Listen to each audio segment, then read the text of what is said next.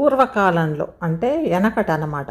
భారతదేశంలో కొన్ని కుటుంబాలలో పురుషులు భార్యపై తీవ్రమైన ఆధిక్యత చలాయించేవాళ్ళు. అలాగనే వారిని పనివాళ్ళలాగా, సేవకుల్లాగా అంటే భావించేవాళ్ళు. అయితే దీనికి ముఖ్యమైన కారణాలు, సామాజిక కారణాలు ఉన్నాయి, సాంస్కృతిక కారణాలు కూడా ఉన్నాయి. అయితే ఆ కాలంలో ఎట్లుండేది, సమాజంలో పూర్తిగా పురుషుడి ఆధిక్యత ఉండేది. అంటే మగవాళ్ళే ఇంటికి పెద్ద అంటే మగవాళ్ళ పైనే ఉండేది. ఆ పురుష ఆధిక్యతతోటే వ్యవస్థ నడిచేది. అయితే కుటుంబానికి పురుషుడే యజమాని అనేవాళ్ళు అట్లనే ఉండేది కదా. పురుషుడే యజమాని. ఇప్పుడు కూడా హెడ్ ఆఫ్ ద ఫ్యామిలీ అంటే తండ్రి అని అంటారు. అది పూర్వం కూడా ఇప్పుడు కొద్దిగా మారుతుందేమో, కానీ అంటే సింగిల్ పేరెంటింగ్ అయ్యాక కొద్దిగా మారుతుంది. కానీ అప్పుడు ఎట్లా ఉండేది, కుటుంబంలో పురుషుడే యజమాని, ఇంకా ఆయందే ఆఖరి నిర్ణయం. ఇక స్త్రీలు ఇంకా ఈ స్త్రీలు అనేవాళ్ళు పురుషుడి నీడలోనే బతకాలా అని బలంగా ఉండేది. చిన్నగా ఉన్నప్పుడు అమ్మాయి తండ్రి దగ్గర ఉంటుంది, పెళ్ళయ్యాక భర్త, వృద్ధాప్యంలో కొడుకు రక్షణలోనే స్త్రీ ఉండాలా అనే నియామకాలు ఉండేవి. ఇంకా అది సమాజంలో అది స్థిరపడిపోయింది. ఆ రోజుల్లో మహిళలకు ఆస్తి హక్కు ఉండేది కాదు. అలాగనే బయటకు వెళ్ళి ఉద్యోగాలు లేదా వ్యాపారాలు చేసే అవకాశం కూడా లేదు. తిండి, బట్ట, ఈ వసతి వంటి ప్రతి చిన్న అవసరానికి భార్య పూర్తిగా భర్త సంపాదన పైనే ఆధారపడి వచ్చేది.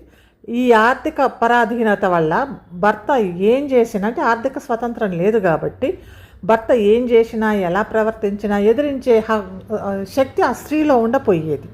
పూర్వకాలంలో ఆడపిల్లలకు చదువు చెప్పించేవారు కాదు. విద్య లేకపోవడం వల్ల వారికి ఎట్లుండేది, వాళ్ళ హక్కుల పట్ల అవగాహన కూడా ఉండేది కాదు.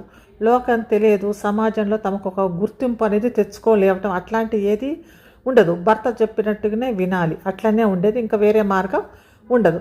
అదే పాత రోజుల్లో అదే అమ్మాయిలకి ఏం చేసేవాళ్ళు, చిన్నప్పుడే పెళ్లి చేసేవాళ్ళు. 10-14 వయసులకే వివాహాలు అయిపోయాయి.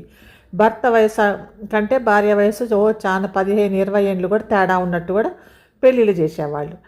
అప్పుడు మానసికంగా స్త్రీ ఎదుగుదల ఉండదు. అప్పుడు ఇంకా చిన్నపిల్లనే కదా, భర్త పెద్దగా ఉండేవాడు, చిన్నగా ఉండేది. ఇక అప్పుడు ఏమనేవాళ్ళు, భర్తను దైవం లేదా సర్వాధికారిగా చూడాలి నువ్వు అని అట్లాంటివి అలవాటు చేసేవాళ్ళు ఇంట్లో, అట్లనే అనేవాళ్ళు అన్నమాట. దీనివల్ల భర్తకు ఎదురు చెప్పే ధైర్యం లేదా వివక్షణ ఆ చిన్న పిల్లల్లో, ఆ పిల్లల వయసు కూడా చిన్నగానే ఉంటుంది కదా, 14 ఏళ్ళ వాళ్ళకి వాళ్ళు మాట్లాడలేకపోయేవాళ్ళు.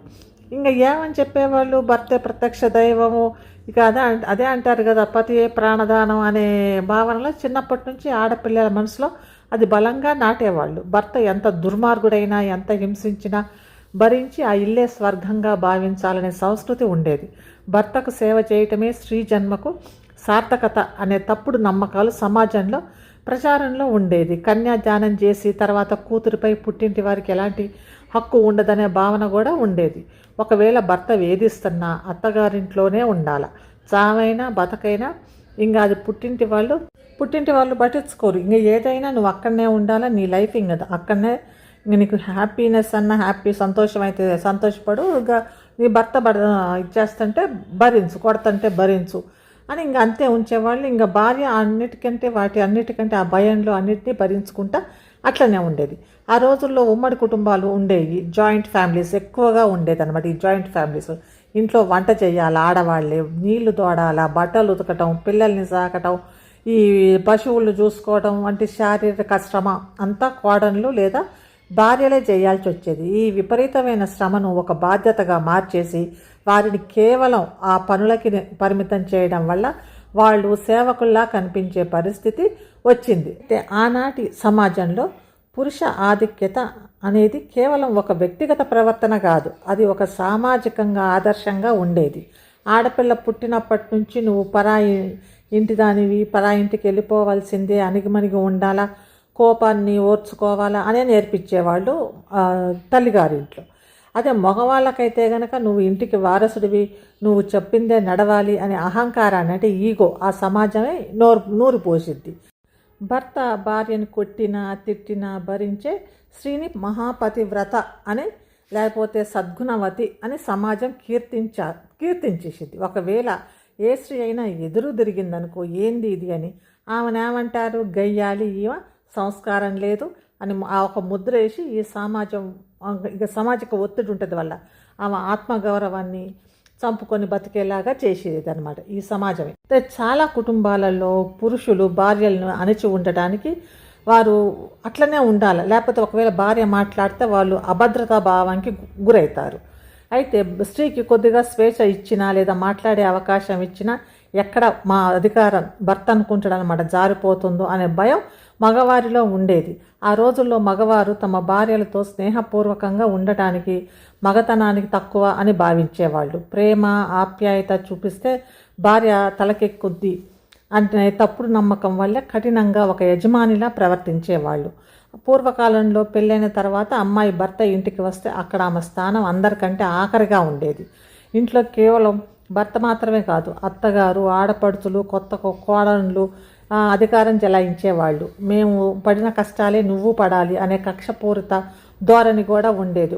ఉమ్మడి కుటుంబాలలో తల్లిదండ్రులు అన్నదమ్ముల ముందు భార్యకు మద్దతుగా మాట్లాడటం భర్తకు చేతగానితనంగా భావించేవాళ్ళు. భర్త కూడా తమ తల్లిదండ్రుల మెప్పు కోసం భార్యను అందరి ముందు తక్కువగా చేసి మాట్లాడటం, కొట్టడం అట్లాంటివి చేసేవాళ్ళు. దీనివల్ల భార్యకు ఆ ఇంట్లో ఎటువంటి రక్షణ ఉండేది కాదు. ఆ రోజుల్లో భార్యను కొట్టడం అంటే అదొక పెద్ద నేరంగానో తప్పితంగానో భావించేవాళ్ళు కాదు. మొగుడు కొట్టినందుకు వాన పడ్డందుకు బాధపడకూడదు అనే సామెతలు సమాజంలో ఎంతో బలంగా నాటకపోయాయో ఆలోచిస్తే హింస ఎంత సాధారణంగా అయిపోయిందో అప్పుడు అది మనకు అర్థమైద్ది. అయితే భార్య ఏ తప్పు చేసిన చిన్న తప్పు అయినా కూడా లేదా భర్త కోపం వచ్చినా ఆమెను శారీరకంగా మానసికంగా భర్త బాగానే కొట్టడం ఇదంతా ఉండేది. ఆ చుట్టుపక్కల వాళ్ళకి ప్రశ్నించే ధైర్యం కూడా ఉండేది కాదు. అయితే అప్పుడు చట్టాలు అని గృహహింస చట్టాలు ఇట్లాంటివి కూడా లేకపోయేవి. ఒకవేళ భార్యకు పిల్లలు పుట్టకపోతే లేదా కేవలం ఆడపిల్లలే పుడితే ఆమెను ఒక అపశకునంగా పాపాత్మురాలుగా చూసేవాళ్ళు. మగపిల్లవాడిని కనలేకపోతే అది భర్త రెండో పెళ్లి చేసుకోవచ్చు. మొదటి భార్యని ఇంట్లోనే ఒక సేవకురాలి కంటే హీనంగా చూడటం ఆ రోజుల్లో సాధారణం. ఆ రోజుల్లో అలాగా అప్పట్లో మహిళలకు టీవీలు, ఇంటర్నెట్లు, ఫోన్లు లేదా కనీసం బయట వ్యక్తులతో మాట్లాడే స్వేచ్ఛ కూడా ఉండపోయేది. 4 గోడల మధ్య వారి ప్రపంచం ముగిసేది. లోకంలో ఏం జరుగుతుంది, మహిళలకు ఎలాంటి హక్కులు ఉన్నాయని తెలుసుకునే మార్గం కూడా ఉండపోయేది. ఈ ఒంటరితనం అంటే ఐసోలేషన్ వల్ల తమ జీవితం ఇంతే, దీనికంటే ఇంకా మెరుగైన జీవితం మరొకటి ఉండదు అనే భ్రమలో ఆ అణిచివేతలో ఇంకా అంతే, మా తలరాత ఇంతే అని ఉండేది. ఒక స్త్రీ ఉదయం అందరికంటే ముందు లేచి వంట చేసి ఇల్లు శుభ్రం చేసి పిల్లల్ని అత్తామామలను చూసుకొని చివర్లో అందరూ తిన్నాక మిగిలింది తినేది. ఇంత శారీరక శ్రమ చేసినా దానికి ఎలాంటి విలువ గుర్తింపు ఉండదు. రోజంతా ఇంట్లోనే ఉన్నావుగా, ఏం చేశావు అనే ఒక్క మాట ఆమె పడిన రోజంతా కష్టాన్ని త్యాగాన్ని ఒక క్షణంలో తుడిచిపెట్టేసేది. ఈ గుర్తింపు లేకపోవడం వల్ల స్త్రీని ఒక మనిషిగా కాకుండా కేవలం బాధ్యతలు నెరవేర్చే ఒక యంత్రంలాగా చూసేవాళ్ళు. అప్పుడు నిజమైన దాంపత్యంలో గౌరవం అనేది ఇరువైపులా ఉండాలి, అంటే మ్యూచువల్ రెస్పెక్ట్. కానీ అప్పట్లో అది కేవలం భార్య వైపు నుంచి భర్తకు ఇచ్చే వంగిపోయి ఉండే పద్ధతి కాదు.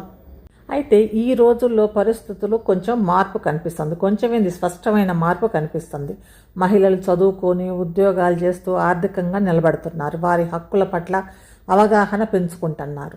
నేటి తరం భర్తలో కూడా చాలా మార్పు వచ్చింది. వారు కూడా ఇంటి పనుల్లో పిల్లల బాధ్యతలో భార్యతో కలిసి పంచుకుంటున్నారు. భార్యను కేవలం వంటగదికే పరిమితం చేయకుండా జీవిత భాగస్వామిగా అంటే ఈక్వల్ పార్ట్నర్గా గౌరవిస్తున్నారు. మంచి కుటుంబం అంటే ఒకరిపై ఒకరు పెత్తనం జలాయించుకోవడం కాదు, ఇద్దరి మధ్య సమాన గౌరవం ఉండాలి. ఒకరి బాధను అలసటను మరొకరు అర్థం చేసుకోవాలి. కుటుంబ నిర్ణయాలను ఇద్దరు కలిసి తీసుకోవాలి. బాధ్యతలను సమానంగా పంచుకోవాలి. భయం, అవమానం, ఆధిపత్యత ఉన్న దగ్గర కేవలం ఒక ఇల్లు మాత్రమే కనిపిస్తుంది, కానీ అక్కడ ఆనందం ఉండదు. ప్రేమ, గౌరవం, నమ్మకం సమానంగా ఉన్న చోటే నిజమైన సంతోషకరమైన దాంపత్యం వర్ధిల్లిద్ది. మంచి కుటుంబం అంటే భర్త గెలిచే చోటు కాదు, భార్య ఓడే చోటు కాదు.